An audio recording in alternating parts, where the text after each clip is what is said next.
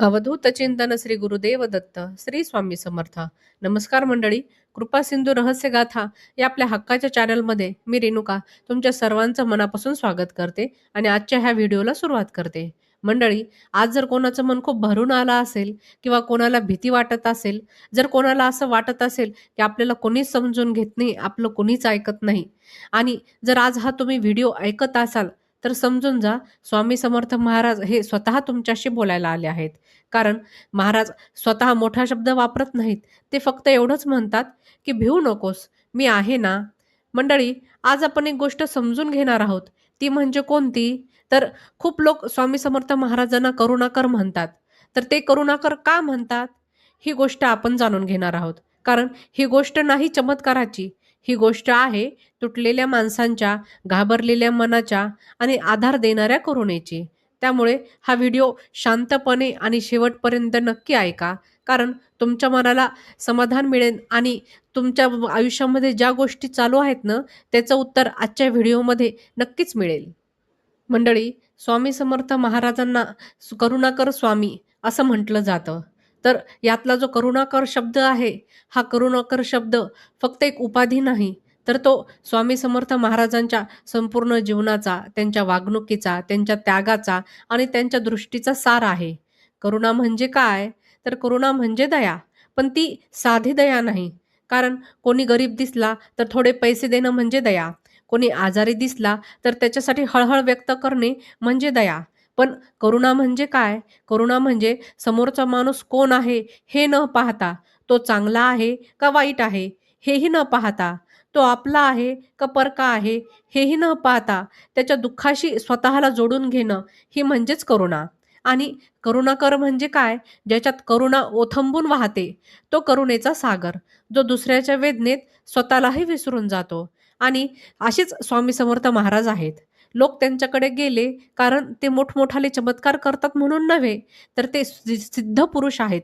एक सिद्ध पुरुष आहेत म्हणून अ, म्हणून लोक त्यांच्याकडे गेले. त्याला पण एक कारण आहे. तर ते कोणतं? कारण ते कोणालाही नाकारत नव्हते. म्हणजेच ते जातपात पाहत नव्हते, ऊच-नीच पाहत नव्हते, मोठं-लहान पाहत नव्हते, गरीब-श्रीमंत पाहत नव्हते. त्यांच्यासाठी सगळेच सारखे. म्हणून स्वामी समर्थ महाराजांकडे जाताना कोणीही विचारत नव्हतं, मी पापी आहे का? मी गरीब आहे का? मी श्रीमंत आहे का? मी योग्य आहे का? माझी पात्रता काय आहे? असं कोणीही पाहत नव्हतं.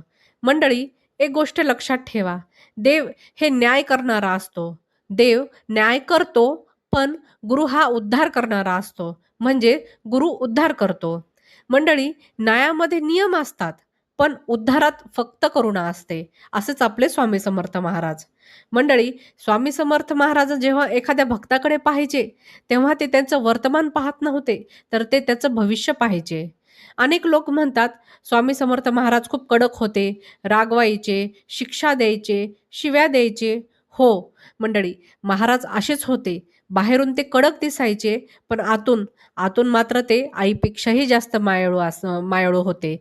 म्हणजेच कसं, जसं नारळ वरतून टणक असतं, पण आतून मऊ असतं, अगदी तसंच स्वामी समर्थ महाराज होते. मंडळी, आई मुलाला कधी-कधी मारते, पण तो मार हा प्रेमातून असतो. तसंच स्वामी समर्थ महाराजांचं रागवणं, बोलणं, वागणं असं सगळं होतं. का? तर ते सगळं भक्तांच्या भल्यासाठी होतं. मंडळी, एकदा एका भक्ताने स्वामी समर्थ महाराजांना विचारलं, "स्वामी, तुम्ही इतके रागवता, शिव्या देता, मग तुम्हाला करुणाकर कसं म्हणायचं?" तेव्हा स्वामी समर्थ महाराज शांत हसले आणि म्हणाले, "मी जर तुला गोंजारत बसलो, तर तू कधीच बदलणार नाहीस. हीच खरी करुणा आहे." करुणा म्हणजे काय? समोरच्याला चांगलं वाटावं असं नाही, तर तो चांगला व्यक्ती व्हावा असं होणं. मंडळी, स्वामी समर्थ महाराज अनेकदा भक्तांना त्यांच्या पापांची जाणीव करून द्यायचे. पण त्याच क्षणी ते त्या पापातून किंवा त्या गोष्टीतून बाहेर पडण्याचाही मार्ग दाखवायचे. ते कधीच असं म्हणाले नाहीत, की "तू पापी आहेस, तू वाईट आहेस, त्यामुळे तू माझ्याकडे येऊ नकोस." ते नेहमी म्हणायचे, "तू अडकलायस ना, पण मी आहे तुझ्या पाठीशी." मंडळी, हे शब्द नसले तरी त्यांची उपस्थिती आहे, हेच त्यातून त्यांना सांगायचं असतं. आता एक गोष्ट लक्षात घ्या. स्वामी समर्थ महाराजांनी कधीच मोठी प्रवचने दिली नाहीत, कधीच शास्त्र सांगितलं नाही, कधीच शास्त्र उलगडलं नाही, कधी विद्वानपणाही दाखवला नाही. कारण त्यांची करुणा त्यांच्या वागण्यातून दिसायची.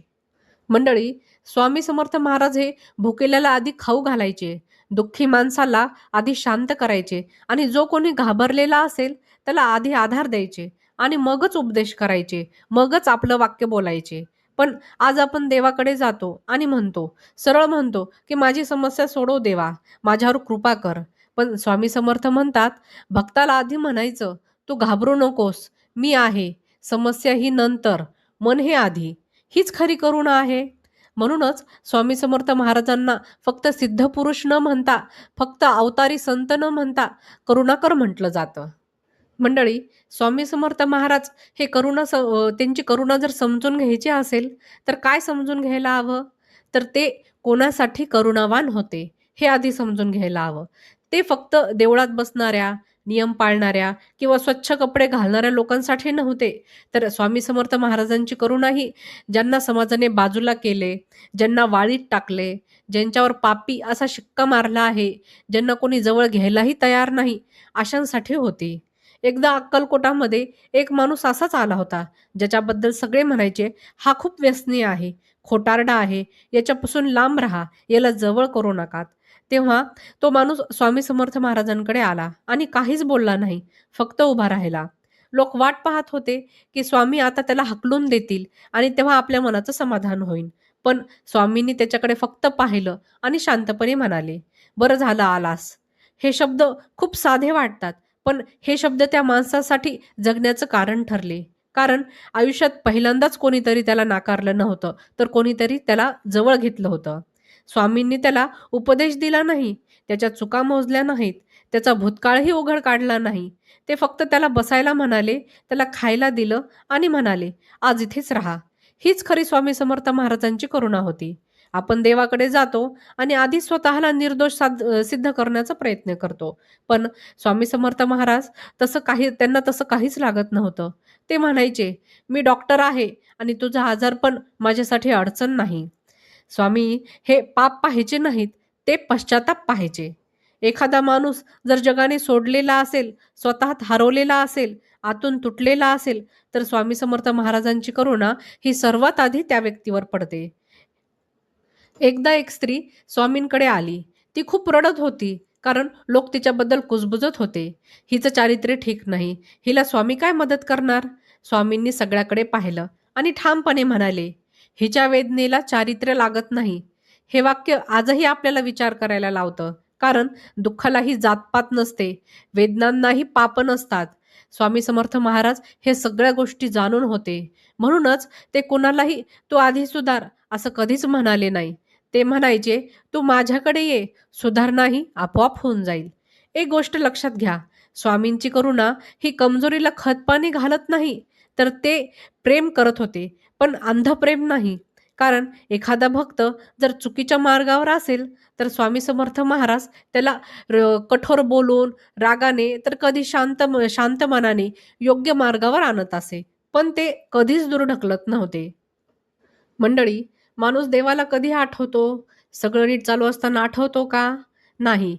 पैसे आहेत, आरोग्य व्यवस्थित आहे, घरात सुख, समृद्धी, शांतता आहे, असं सगळं असताना माणूस देवाला कधीच आठवत नाही. माणूस देवाला तेव्हाच आठवतो, जेव्हा तो आतून थकलेला असतो, संकटाशी लढत असतो. तेव्हा म्हणजे जेव्हा त्याला काय करावं, काय नाही ह्या गोष्टी कळत नसतात. अशाच वेळेस माणूस देवाला आठवतो. मंडळी, जेव्हा माणूस रात्र-रात्र जागा असतो, डोक्यामध्ये फक्त विचार फिरत राहतात. कोणाला तरी सांगावं वाटतं, पण कोणालाच गोष्टी सांगता येत नाहीत. अशा वेळी स्वामी समर्थ महाराजांची करुणाही कामाला येते. कारण स्वामी म्हणजे फक्त चमत्कार करणारे नव्हते, तर ते माणसाचं मन ओळखणारे होते. अक्कलकोटामध्ये एक माणूस होता, खूप आजारी, शरीर साथ देत नव्हतं. तो स्वामींकडे आला आणि काही मोठं बोलला नाही. फक्त एवढंच म्हणाला, स्वामी, आता मला खूप भीती वाटते. लक्षात घ्या, त्याने आजाराबद्दल काहीच बोललं नाही. त्याने फक्त भीतीबद्दल बोललं. स्वामींनी त्याला विचारलं नाही, काय आजार आहे? किती दिवस झाले? स्वामी फक्त म्हणाले, हो, भीती ही वाटतेच, इतकंच. पण कधी कधी कोणी हो तुला त्रास होतोय असं म्हणालं तरी मन हलकं होतं. स्वामी त्याच्याजवळ बसले, काही वेळ शांत बसले आणि मग म्हणाले, मी इथे आहे. हे शब्द साधे नव्हते, पण ते त्या माणसासाठी खूप मोठे होते. कारण त्या क्षणी त्याला उपाय नको होता, त्याला खूप एकटं वाटू लागलेलं होतं.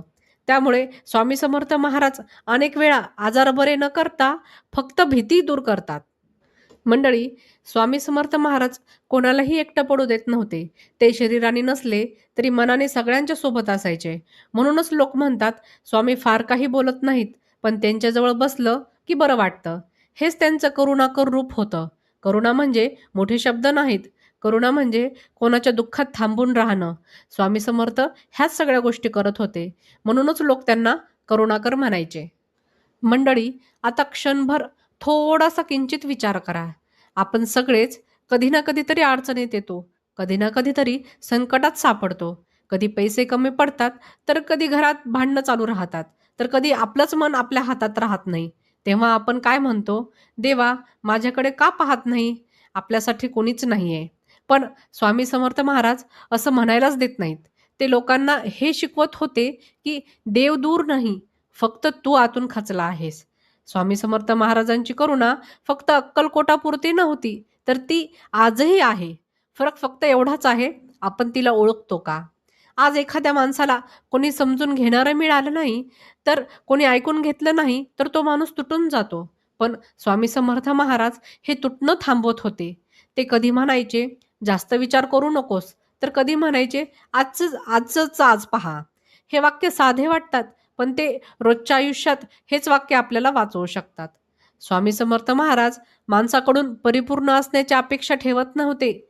ते म्हणायचे, चूक होते पण थांबू नकोस. आज आपण स्वतःवरच खूप राग करतो. मी असाच का आहे, माझ्याकडूनच सगळं का चुकतं. स्वामी असते तर काय म्हणाले असते माहितीये, ते म्हणाले असते, तू प्रयत्न करतोयस ना, हेच खूप आहे. करुणा म्हणजे कोणी परफेक्ट असावं अशी अपेक्षा नाही, तर करुणा म्हणजे जसं आहे तसं स्वीकारणं. आणि स्वामी समर्थ महाराज आपल्याला बदलायला वेळ द्यायचे. ते म्हणायचे, आज नाही जमलं तर उद्या जमेल, उद्या नाही जमलं तर परवा जमेल, पण एक ना एक दिवस नक्कीच जमेल. आजच्या काळात लोक लगेच निकाल लावतात, हा असा आहे, ती तशी आहे. पण स्वामी समर्थ महाराज असं कधीच करत नव्हते. ते माणसाला एक संधी नाही तर अनेक संधी द्यायचे. म्हणूनच त्यांच्याजवळ गेलेले लोक हळूहळू बदलत होते. कोणी लगेच नाही, पण एक ना एक दिवस हे नक्कीच बदलत होते.